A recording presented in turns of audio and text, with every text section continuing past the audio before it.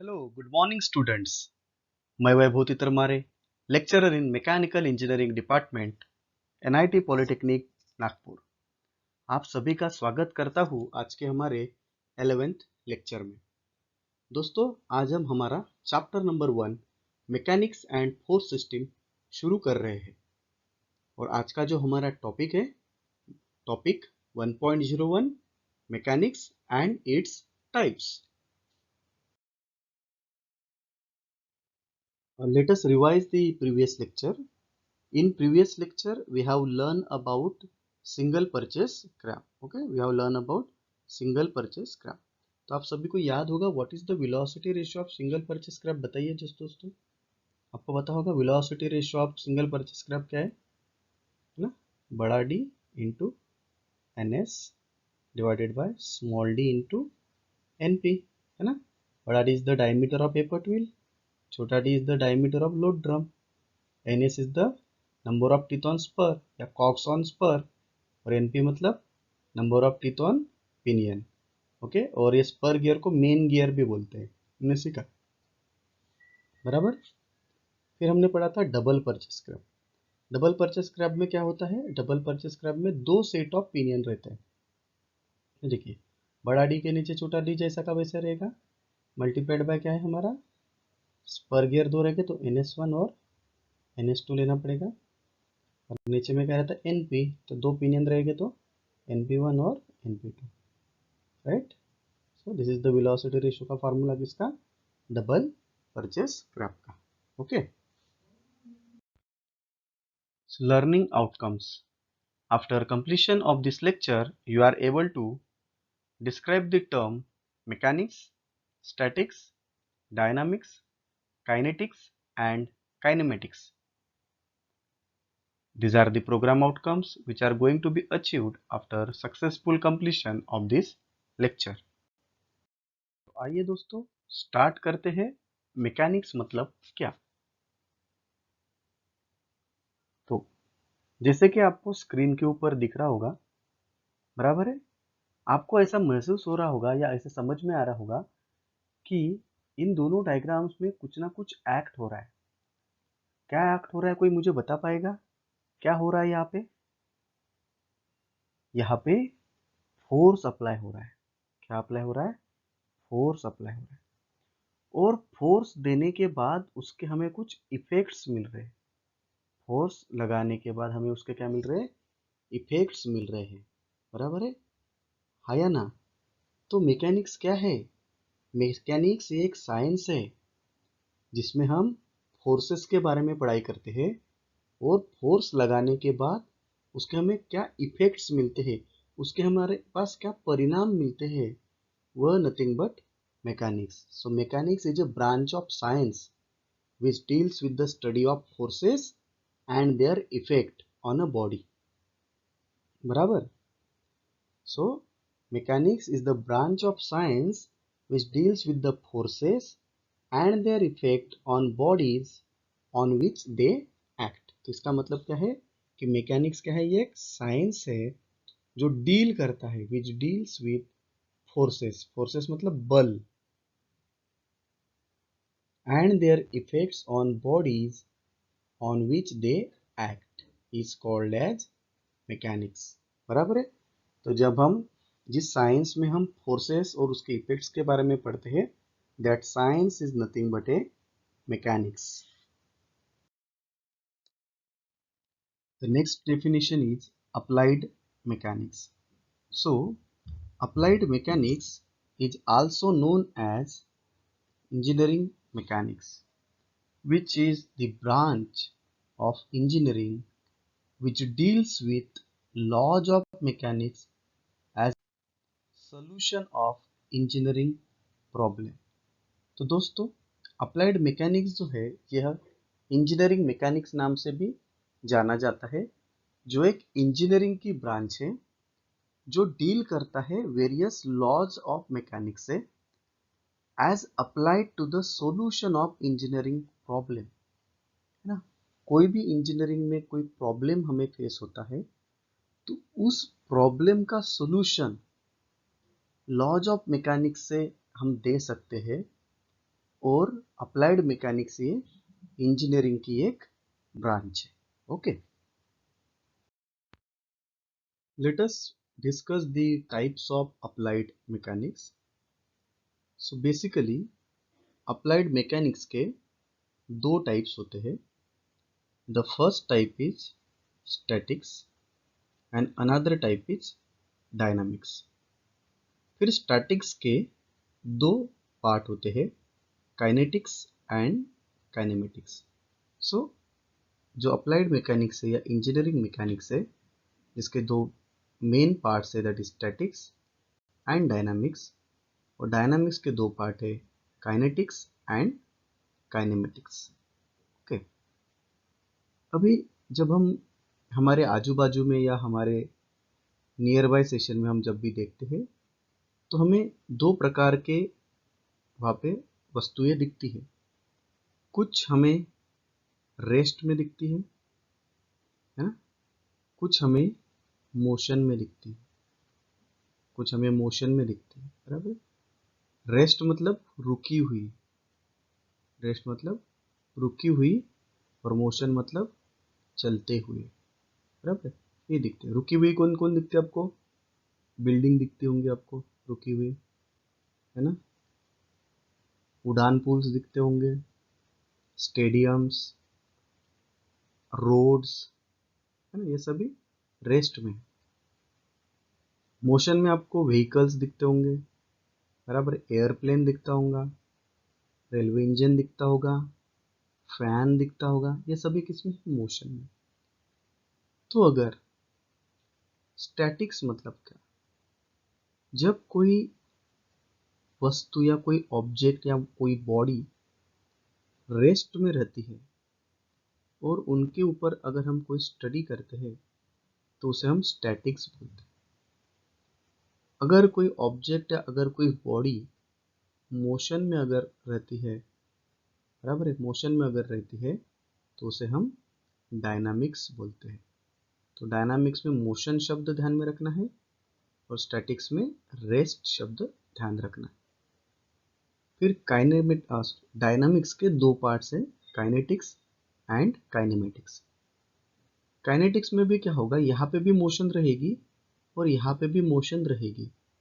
But क्या होगा, यहाँ पे हम मास को और फोर्स को कंसीडर करेंगे. यहाँ पे मास और फोर्स को हम कंसीडर करेंगे और यहाँ पे मास और वेट को, मास और फोर्स को कंसीडर नहीं करेंगे. बराबर है. लेकिन काइनेटिक्स और काइनेमेटिक में चीजें मोशन में है, लेकिन काइनेटिक्स में हम सिर्फ मास और फोर्स को कंसीडर करेंगे और काइनेमेटिक्स में हम मास और फोर्स को कंसीडर नहीं करेंगे. तो आइए दोस्तों, इसको हम अभी थोड़ा डिटेल में पढ़ते हैं. मैकेनिक्स का जो फर्स्ट पार्ट है, that is statics. So what is statics? It is the branch of applied mechanics which deals with the study of forces and their effects acting on a rigid body at rest. Important शब्द is at rest. Important शब्द कौन सा बेटा आपका? At rest. Okay. So what is statics?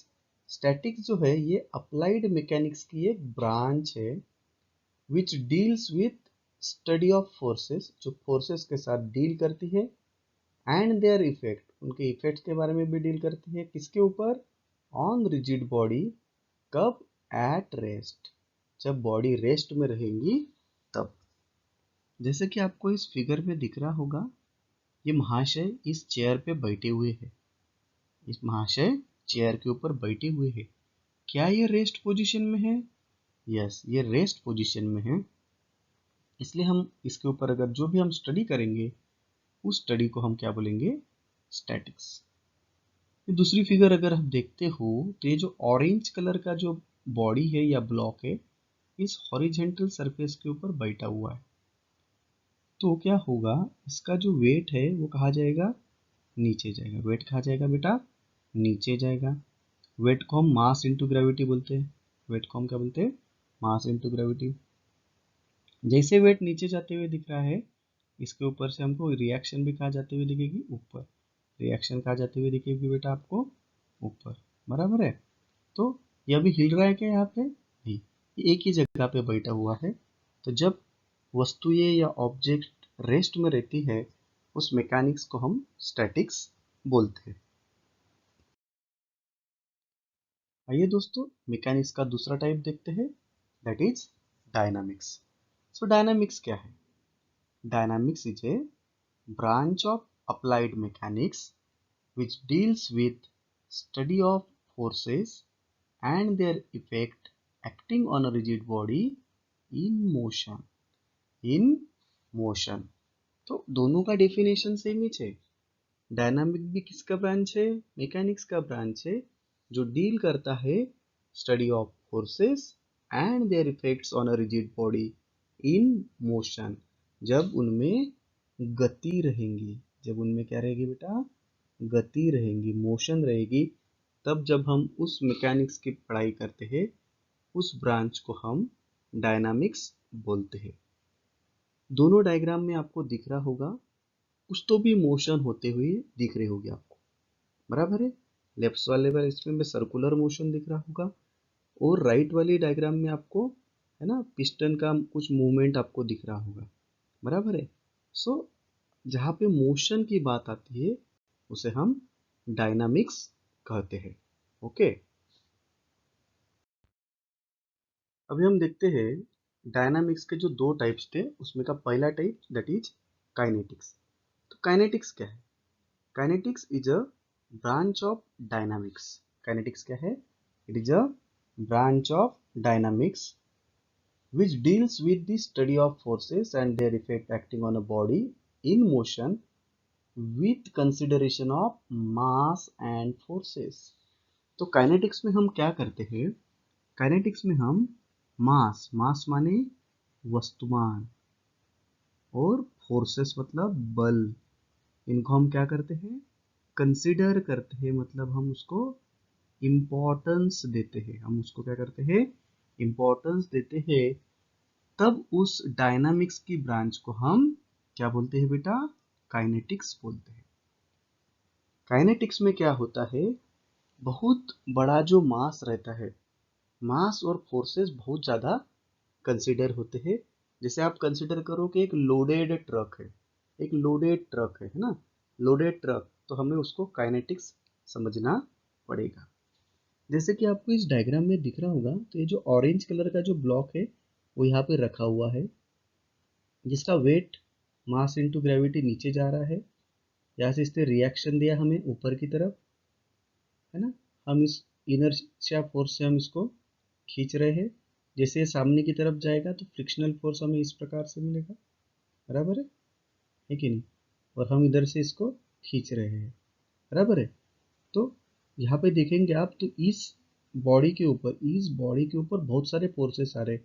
Wait आ रहा है, reaction आ रही है, इनर्शिया फोर्स आ रहा है, फ्रिक्शन फोर्स आ रहा, अप्लाइड फोर्स आ रहा। तो ये सभी क्या है? ये सभी काइनेटिक्स का पार्ट है। ये सभी किसका पार्ट है? काइनेटिक्स का पार्ट है। सेकंड फिगर में आप देखोगे तो ये इतना बड़ा बॉडी है और उस बॉडी के ऊपर पी नाम का फोर्स आ रहा है, फ्रिक्शनल फोर्स एफ आ रहा है, नॉर्मल रिएक्शन आ रही है कि नहीं? और इसका वेट नीचे जाते हुए आपको दिख रहा है। तो ये सभी किसका पार्ट है? ये सभी काइनेटिक्स का पार्ट है। ओके, अभी हम देखते हैं डायनामिक्स का सेकंड टाइप, जिसका नाम है काइनेमेटिक्स। तो काइनेमेटिक्स क्या है? Kinematics is also a branch of dynamics which deals with the motion of a body without considering mass and forces। Kinematics में क्या होता है? हम मास मतलब वस्तुमान को और बल फोर्सेस को हम इम्पोर्टेंस देते नहीं है, हम उसको इम्पोर्टेंस नहीं देते हैं, है ना। यहाँ अब इम्पोर्टेंस क्यों नहीं देते हैं? तो काइनेमेटिक्स में क्या होता है? काइनेमेटिक्स में स्पीड बहुत ज़्यादा होती है। काइनेमेटिक्स में क्या होता है? स्पीड इतनी ज़्यादा होती है कि हम मास को और फोर्सेस को निग्लेक्ट ही कर देते हैं। हम मास और फोर्सेस को क्या कर देते हैं? निग्लेक्ट कर देते हैं। जैसे कि देखिए ये ब्लॉक दिख रहा है आपको यहाँ पे, जैसे ये ब्लॉक, ये ब्लॉक को हमने यहाँ पे इधर मूव किया तो ये यहाँ पे आ गया। डॉटेड मतलब इसकी फाइनल पोजीशन दिख रही है। तो यहाँ पे हम किसके बारे में पढ़ाई करेंगे? हम वेलोसिटी के बारे में पढ़ाई करेंगे, हम एक्सेलरेशन के बारे में पढ़ाई करेंगे, बराबर है। तो जब हम वेलोसिटी और एक्सेलरेशन की पढ़ाई करते हैं तो उसे हम काइनेमेटिक्स बोलते हैं, उसे हम क्या बोलते हैं, काइनेमेटिक्स बोलते हैं।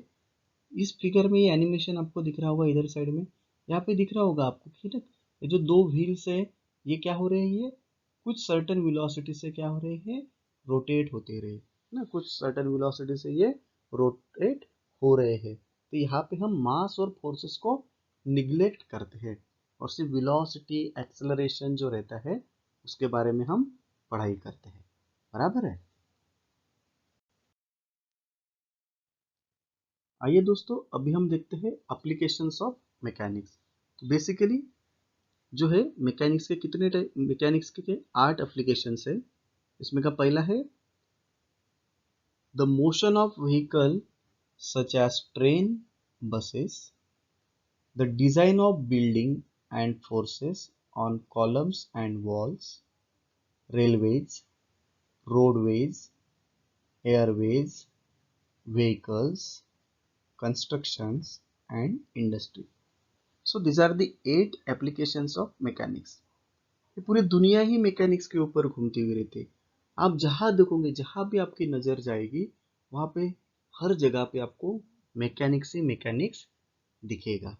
Okay, so these are the 8 applications of applied mechanics. आइए दोस्तों एक इंपॉर्टेंट कंसेप्ट पढ़ते हैं, मास एंड वेट। आप सभी को, मोस्ट ऑफ द स्टूडेंट्स को मास और वेट में क्या डिफरेंस है यहाँ पे बहुत बड़ा कंफ्यूजन रहता है। वो कंफ्यूजन आज आपका दूर हो जाएगा। तो सबसे पहले देखते हैं दोस्तों कि मास मतलब क्या। मास, मास को हम वस्तुमान बोलते हैं, वस्तुमान। और वेट को हम वजन बोलते हैं, वजन, बराबर है, वजन। तो मास मतलब क्या, मास, मास मतलब the quantity of matter, the quantity of matter contained in body, contained in body, है ना। मतलब उस बॉडी के अंदर कितना पदार्थ, मैटर मतलब पदार्थ, उस बॉडी के अंदर कितना पदार्थ भरा हुआ है, that is nothing but the mass, उसे हम मास कहते हैं, बराबर है। The quantity of matter content in a body is called as mass. तो वेट मतलब क्या, वेट मतलब द फोर्स, बल है। वेट मतलब एक प्रकार का फोर्स ही है, बल है। The force which is attracted, which is attracted कहाँ पे, towards centre of earth, centre of अर्थ, बराबर है। The force which is attracted towards the centre of अर्थ, एक ऐसा फोर्स जो अर्थ के सेंटर की तरफ अट्रैक्ट होता है उसे हम वेट बोलते हैं, उसे हम क्या बोलते हैं, वेट बोलते हैं। और मास किसे बोलते हैं, the quantity of matter content in a body, उस बॉडी के अंदर कितना पदार्थ भरा हुआ है उसे हमें मास बोलते हैं। मास ये स्केलर क्वांटिटी है, तो वेट कौन सी क्वांटिटी है, वेक्टर क्वांटिटी है, क्योंकि मास को सिर्फ डायरेक्शन, मास को सिर्फ मैग्नीट्यूड रहता है और वेट को मैग्नीट्यूड भी रहता है और डायरेक्शन भी रहती है। Mass of rigid body is regular everywhere in the universe, मतलब मास कहीं पे भी जाओ, मास इज कांस्टेंट, मास क्या रहता है, कांस्टेंट रहता है। लेकिन weight, the weight of rigid body alter, alter मतलब चेंज, अल्टर मतलब change from place to place and inclines zero at the centre of earth. ना वेट, वेट चेंज होता है। अभी वेट चेंज क्यों होता है, क्योंकि सभी का एक्सेलरेशन ड्यू टू ग्रेविटी क्या होता है, सभी प्लैनेट्स का चेंज होते रहता है ना। जैसे अर्थ का एक्सेलरेशन ड्यू टू ग्रेविटी कितना है, 9.81। तो अर्थ वेट है ना, अर्थ पे वेट अलग रहेगा, वही मून पे जाओगे तो अलग रहेगा, है ना। नेपच्यून के ऊपर जाओगे, प्लूटो के ऊपर जाओगे तो हर जगह पे वेट चेंज होता है। लेकिन मास कभी चेंज होगा क्या, नहीं। आप जितने किलो के रहेंगे उतने ही किलो के रहोगे, बराबर है, लेकिन वेट चेंज होता है। मास can be resulted by the traditional balance, मतलब हम मास को ट्रेडिशनल बैलेंस मतलब क्या होता है, हमारा जो तराजू होता है कि नहीं, किलो काटा, तराजू से हम उसको गिनते हैं ना, और इसको वेट को हम किससे गिनते हैं, स्प्रिंग बैलेंस से। The unit of mass is KG और gram, unit of mass is KG और gram, and unit of weight is newton, unit of weight is newton. Mass never be zero, mass कभी zero हो नहीं सकता। Weight can be zero based on the gravity acting on it, weight zero हो सकता है। Mass does not change based on the location, mass कभी change होता नहीं है। Weight changes based on the location depending on the gravity experience, है ना, gravity के हिसाब से वेट चेंज होता है। Mass is measured by ordinary balance, ordinary balance मतलब तराजू से हम उसको गिनते हैं, and weight is measured by spring balance, weight को हम किससे गिनते हैं, स्प्रिंग बैलेंस से गिनते हैं। ठीक है, तो मेरा क्वेश्चन है आप सभी के लिए, अगर आपको मैंने चांद पे भेज दिया तो आपका मास चेंज होगा या वेट चेंज होगा, इसके बारे में थोड़ा सोचिए और कमेंट बॉक्स में इसका आंसर दीजिए। अभी हम देखते हैं scalar quantities and vector quantities. तो स्केलर क्वांटिटीज और वेक्टर क्वांटिटीज क्या है?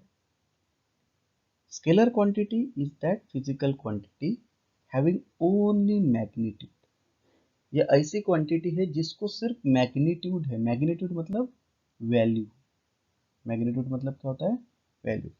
ऐसी क्वांटिटी जिसको सिर्फ वैल्यू है उसे हम स्केलर क्वांटिटी बोलते हैं, जिसको सिर्फ मैग्नीट्यूड है, बराबर है। और वेक्टर क्वांटिटी मतलब ये ऐसी क्वांटिटी है जिसको दोनों है, मैग्नीट्यूड भी है और डायरेक्शन है, मतलब वैल्यू भी है और दिशा भी है, वैल्यू भी है और दिशा भी है। तो ऐसी फिजिकल क्वांटिटी जिसको दोनों मैग्नीट्यूड और डायरेक्शन है उसे हम वेक्टर क्वांटिटी बोलते हैं, और जिसको सिर्फ मैग्नीट्यूड ही है उसे हम स्केलर क्वांटिटी बोलते हैं। फिर ये जो एग्जांपल्स दिख रहे हैं बहुत ज़्यादा इंपॉर्टेंट है।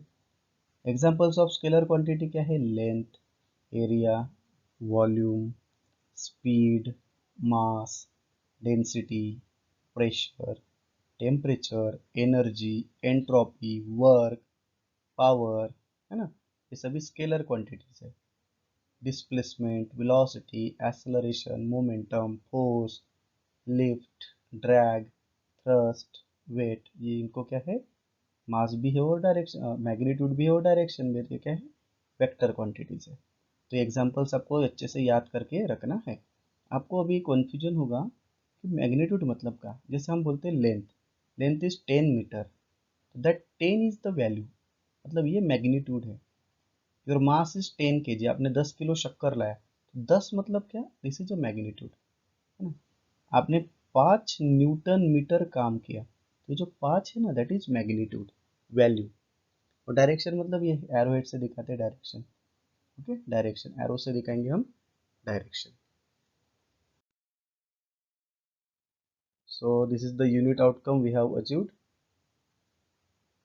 In today's lecture we have discussed about the mechanics and its types and mass and weight. We have also discussed about scalar and vector quantities. These are the program outcome that we have achieved. These are the most likely questions asked in MSBT. आप सभी ने ये questions को अच्छे से लिखना है, उसका पीडीएफ बनाना है, अच्छे से पढ़ना है और मुझे इसको पीडीएफ भेज देना है, ओके।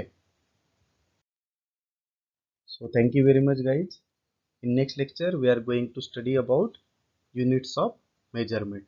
तब तक के लिए हंसते रहिए, मुस्कुराते रहिए और पढ़ते रहिए। Thank you.